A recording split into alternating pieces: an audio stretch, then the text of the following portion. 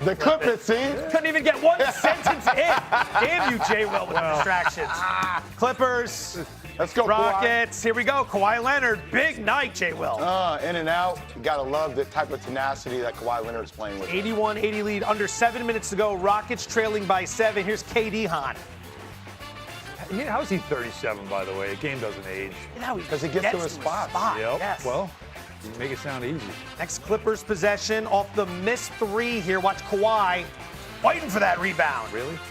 Just came to him, but he did a good job with it in the paint. I'll give him that. He had a big fourth quarter, and that was important for the Clippers on his comeback. Amen Thompson picks up the loose ball, finds Tari Eason, who then finds Durant for 3. Durant finishes with 21 and 8. Rockets tie it at 98.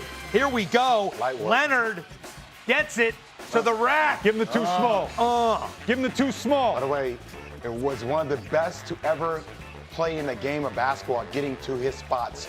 Nobody does it better than Kawhi Leonard. 19 in the fourth quarter for Leonard. He finished with 27. Tari Eason comes up short at the buzzer. Clippers come alive in the fourth, win it 105-102. Kawhi Leonard scored 19 of his 27 points in the fourth quarter, making this his 5th game with 15 or more points in the fourth quarter this season, which is 2nd most in the NBA, trailing only Donovan Mitchell. As for Kevin Durant, he had some interesting comments after the game about the upcoming All-Star game and how competitive it will be. You should ask the Europeans, if the world team, if they're going to compete. I mean, because we look at Luka Doncic and Nikola Jokic now. Let's go back and look at what they do in the All-Star game. Is that competition? So we haven't questioned what they've been doing, but we're going to question the old heads and the Americans. But these two dudes out there, Luka and Jokic, they don't care about the game at all. These dudes be laying on the floor, they shoot from half court, but you got to worry about the old heads playing hard. I can read between the lines, bro. It's just a overall topic that everybody has just been talking about. That is a shout out to the production. So good. Yeah. So good. Over that. Perfect. The back and forth, like brothers. The crew, that's an amazing work. That's award-winning work right there. To put those highlights with the words like that. They don't care. Tremendous half-court shots. Luka trying to. Can I tell you what a tremendous opportunity this is? First off, I don't think Kevin Durant was taking a shot at the Europeans. I think Kevin Durant was taking a shot at the media. But unintentionally, what door he just opened is a door that I better see all the Europeans run through. Because my thing is, we're in this battle between European players and American players.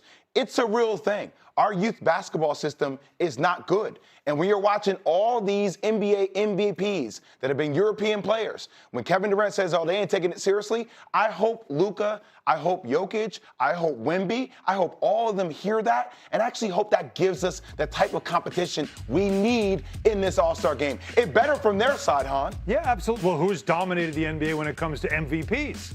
European players, the international game. The NBA wants to be an international game now. That's who they are catering to more than ever. Who's of the league? Victor Wembanyama, right? An international player who's going to be on that world team along with Jokic and Luka, who, by the way, KD didn't call out Wemby, but he called out the other two guys, right? He wanted to make sure that he set that tone.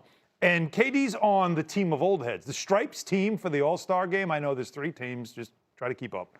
But you got LeBron, you've got Jaylen Brown. Steph Curry's not playing, he's injured. But if he was in that game, now you've got some legendary names playing on that team. That game had better be a brawl. That game had better be about something because KD kind of laid the gauntlet. He let them know that you're the world team. You're supposed to win the All-Star game. You guys had better win this thing because you're supposed to be the best players now in our sport because look at how everybody's talking about how we're the bad guys. We're ruining the game. You guys are saving the game. You better win it. I've been waiting forever to do this. All right, indulge me for a second. Cindy, could I see C10, please? Oh, wow. Could you bring up C10, please? Channeling his greenie. To your point, gentlemen, on the MVPs, 7 of the last 8 MVPs born outside the United States. In fact, the last MVP born in the U.S., James Harden, Jay Will, back in the 2017-2018 season when he was with the Rockets. Well, thank you, Matt, for putting that up. Not Cindy, but that's fine. I wasn't sure. I like when Greeny said Cindy. It's okay, Matt. I didn't know. It's okay, Matt. You're doing a hell of a job, Matt. I just want you to know. You're doing a hell of a job, Matt. Sorry. You know, you and I have this Petty LaBelle relationship. Go ISO ball, please. But by the way, speaking of Petty LaBelle, this is what I want. This is a real thing, and it needs to be a real thing, regardless if Kevin Durant unintentionally did it or not.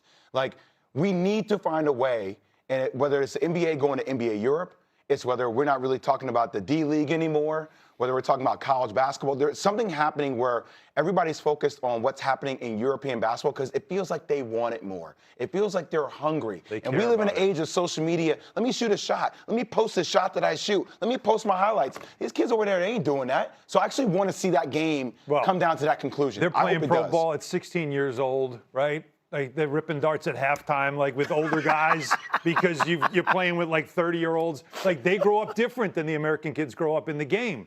They don't have like their personal shooting coach that spends all day with them, and they don't get a lot of 5-on-5. So they're learning different, and it has changed the game. The Euro step, right? It's not the American step because we thought that was a travel, but then it was allowed, and now everybody does it. So it has changed the game. But there is something, though, to be said. What KD's saying is about, okay, you guys taking over the game. You're taking over the league. So now everybody should be more focused on how you play and the things you guys do versus us getting the blame all the time.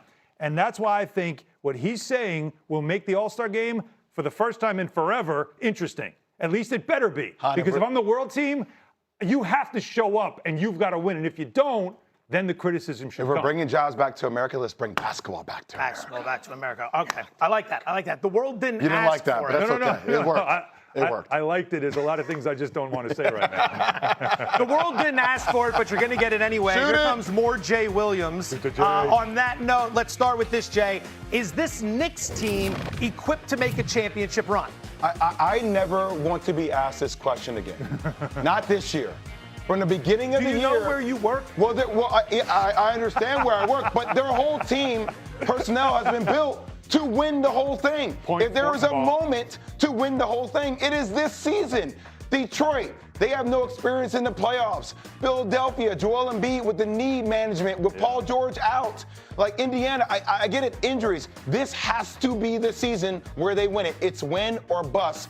No other questions needed about the season for the Knicks. The Knicks are a team that you can't do anything in pen. Everything about them you write in pencil because they really are a team that, and I watch them all the time, I cover them. And you see what they are and you see how great they can be. Like last night, a great example of it. In Boston, a great example of it. But you also can see how maddening they can be. The Pacers lost, the loss in Detroit. They had a stretch where they lost 9 out of 11. So it's what can they be? I think they have the widest gap when it comes to their best and their worst. Their floor and their ceiling, it's a studio apartment in New York when it comes to the ceilings. Like 12-foot ceilings, maybe a little space, but that's to me the huge gap in their best and worst. Rockets have a little bit of that too when you see the way they're getting after Şengün and the defensive And if they don't win, go get Giannis. There you go. Shoot the J continues. Why is Jaylen Brown having so much success without Jason Tatum? Because I think he has the best coach in the NBA right now, and that's Joe Mazzulla. I think Joe Mazzulla has done a phenomenal job getting a team that's lost one of their best players to be second in the Eastern Conference heading into the All-Star break. And by the way, if there's one player that wants all the smoke, if there's one player that wants to prove that he's the guy that's leading this team, I can do this without. It's Jaylen Brown. Well, I don't even think it's about without Jason Tatum. I think it's more about Jaylen Brown knowing who the hell he is and knowing the quality of the player that he is. He did win a Finals MVP. Yeah, he did. Mistaken. Like he did win a Conference Finals MVP. Anybody doing a better job than Mazzulla? No. Joe Mazzulla is Coach of the Year. Like we're at the All-Star break. He's won it. Like you can make cases for others, but he's the guy that has done it because no one has done more with less. And I don't mean that as a slight, but that roster, I defy you to name those players and tell me where they played in college. Tell me where they got them from. Like they have done a lot with a little, and a lot of it has to do with Jaylen Brown's buy-in, but it also has to do with Joe Mazzulla saying we are not giving in on a year that feels like a gap year. We are going to stay competitive because that's the standard here. You think he's still watching The Town every single day? So it keeps him fired up, man. If that's what works. I don't know why that's so funny. He's the one that said it. You want to keep it moving here? We showed the NBA MVP odds earlier. Cade Cunningham from Detroit. What's the driving force behind his success this year? Alan Howe and I were talking about this in the background. It's just his offensive versatility makes him so unique. I mean, the size, he can get to his spots on the floor. He's always patient, calm, and can deliver. But also his passing ability is unique. Very. You know, there are few players in the NBA that make everybody else around them better with their entire offensive skill set, and that's who Cade Cunningham is. He's the engine of everything that they do. He really is the whole foundation of why they have gone from rags to riches where they are right now. And the other thing that you saw in a lot of those highlights, he's got two big bruisers that set really good screens. And that also makes life easier for you. There's a big part of what they do. What J.B. Bickerstaff has done with that offense and making sure that Cade Cunningham is the centerpiece of all of it is great. And now in the playoffs, can you win if a team can take that away?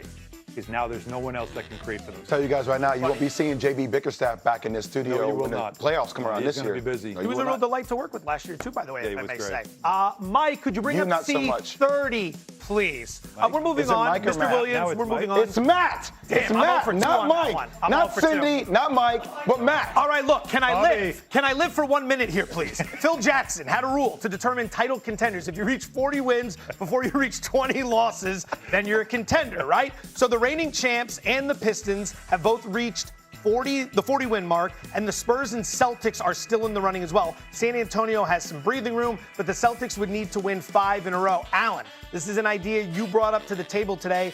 What do you like using it as a proxy for title contenders, or is this just an outlier year? Yeah, that's what I want to figure out because, Houston just fell off, right? So